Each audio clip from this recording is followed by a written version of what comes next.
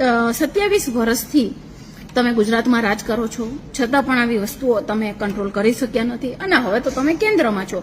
કેન્દ્રમાં ગયા પછી તો આ બધી વસ્તુઓ વધી ગઈ છે. એટલે કે જે ગુજરાતમાં ડ્રગ્સનું નામ નિશાન નહોતું ત્યાં હવે ડ્રગ્સની રેલમ છેલ હોય છે. હજારોની સંખ્યામાં ડ્રગ્સ પકડાય છે, દારૂની રેલમ છેલ છે અને બળાત્કારના તો એટલા કિસ્સાઓ છે કે નાની બાળકીથી લઈને 70 વર્ષની વૃદ્ધાઓ પણ વધી ગયા છે.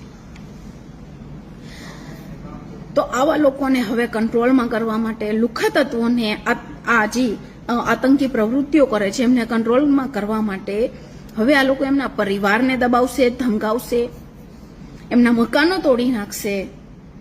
આ ક્યાંનો ન્યાય છે? શું એક વ્યક્તિ ગુનો કરે તો એની સજા આખા પરિવારને થવી જોઈએ?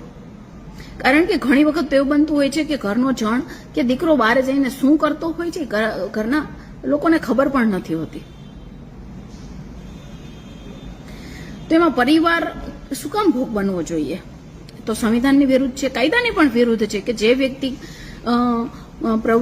ગુનાહિત પ્રવૃત્તિ કરે એમને સજા થવી જોઈએ, ચોક્કસપણે થવી જોઈએ. કાયદા મુજબ જે સજા થવી જોઈએ એ ચોક્કસપણે વ્યક્તિને થવી જ જોઈએ.